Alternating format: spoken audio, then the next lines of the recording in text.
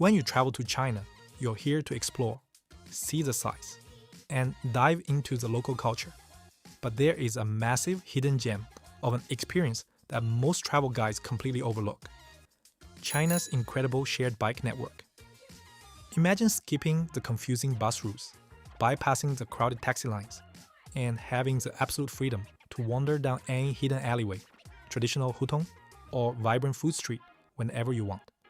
It is hands down the coolest, cheapest, and most authentic way to immerse yourself in the city, just like a local on two wheels. If you don't experience this system at least once, you are seriously missing out. And here's the best part. As an international tourist, you don't need a Chinese ID, you don't need a local phone number, and you don't even need to download any sketchy individual biking apps.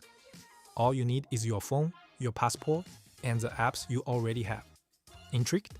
Let's set it up right now. Like people always say, to survive in China, you honestly only need two apps on your phone: WeChat and Alipay. Before you even think about walking up to a bike, we need to get your payment and identity verified. Here is your step-by-step homework. First, open your Alipay app and link your international credit card. Visa or Mastercard works perfectly here. Second, and this is the most critical hurdle, you must complete the real name verification inside the app. This requires uploading a clear photo of your passport page. Now, the approval process can take anywhere from a few minutes to a few hours, so do this before you even board your flight to China. Don't wait until you're standing on a sidewalk in China with your friend trying to figure it out. Oh, and a little insider secret for you. If you use Alipay to scan a Hello Bike, you usually won't need to upload your passport again, because Hello Bike is fully integrated into the Alipay ecosystem.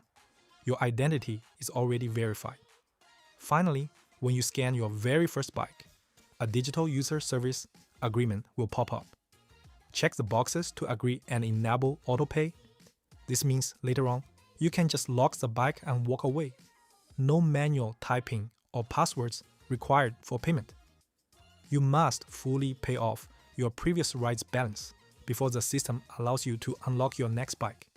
If a payment fails or is left pending, the app will lock you out from scanning another bike until that unpaid order is cleared. So keep that autopay active and make sure your linked card is ready to go. When you walk out of the metro station, you will be greeted by a vibrant sea of bikes. Locals don't usually call them by their official corporate names. We just classify them by their colors. Right now, China's market is dominated by the big three. First, we have the yellow bikes, owned by Meituan. Next are the blue bikes, known as Hello Bike, owned by Alipay. Lastly, the cyan bikes are DiDi Bike, under the famous ride-hailing company DiDi. You can scan these with either WeChat or Alipay app. Alright, let's get practical. Every bike has a unique QR code. You can find it stamped right in the dead center of the handlebars, or on the mechanical lock frame, just above the rear wheel. But wait, before you scan, you must perform what I call the 4 goal checks to make sure you aren't stuck with a broken ride. Number 1, the brakes. Squeeze both the left and right brake levers firmly. Ensure they have proper tension and aren't loose. Number 2, the handlebars. Give them a quick wiggle. Listen closely to see if there are any strange noises, and make sure the steering feels smooth and well lubricated. Number 3, the tires. Give the front and rear tires a solid kick or a hard squeeze with your hand. Ensure they are rock solid and not slowly leaking air. Number 4, the seat. Flip the quick release lever under the seat to adjust it to your height. Push down on it hard to make sure the clamp holds, and the seat won't suddenly slide down mid-ride. And here is a tip for you. Millions of people use these bikes every single day. If you brought some alcohol wipes or sanitizing tissues with you, take 5 seconds to wipe down the handlebars and the seat. It's a small step, but it keeps things fresh, clean, and comfortable for your ride. Once everything passes the test, open your Alipay, hit that scan button, and aim it at the QR code. Within a second, you'll hear a cheerful DiDi electronic beep.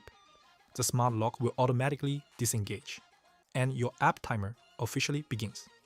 Now, what if you start pedaling and instantly realize you missed something, like the seat won't stay up or the chain is slipped? Don't panic. Immediately stop, end the ride, lock it back up, and find a new one. If you do this within the first few minutes, the system automatically detects a faulty start and waives your fare entirely. Now you're on the move. Riding through a Chinese city can be exhilarating, but you need to know the unwritten rules of the road to stay safe and avoid trouble. Rule number 1. Always stay in the non-motorized vehicle lane, the bike lane. How do you spot it? Just look for the painted bicycle icons on the ground. But what if you're on an older street and there is no bicycle icon? Don't panic. Just follow the flow and do what the other riders are doing. Follow the locals. And here is some fantastic news for navigating. Many cities are constantly upgrading their fleets, and most of the newer bikes now come equipped with built-in phone mounts and cup holders right on the handlebars.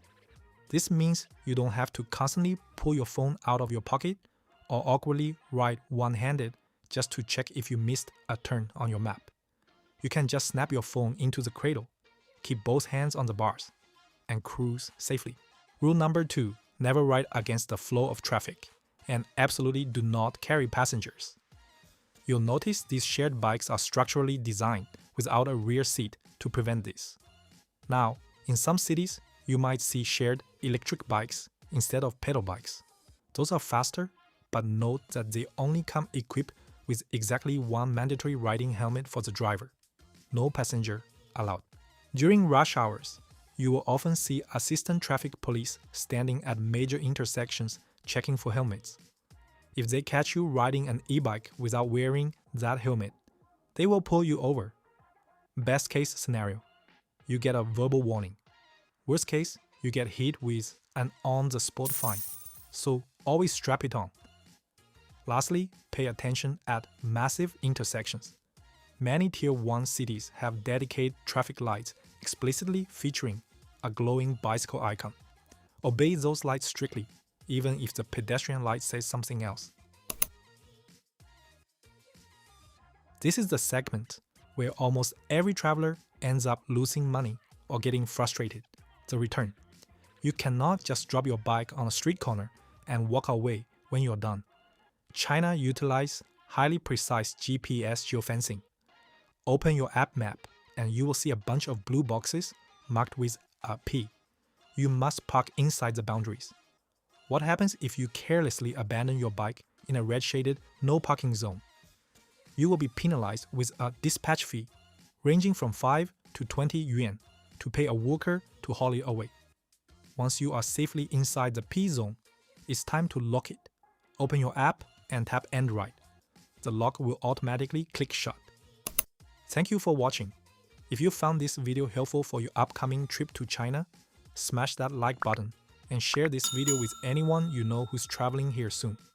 If you still have any questions about the shared bikes, drop a comment down below. See you next one. Peace out.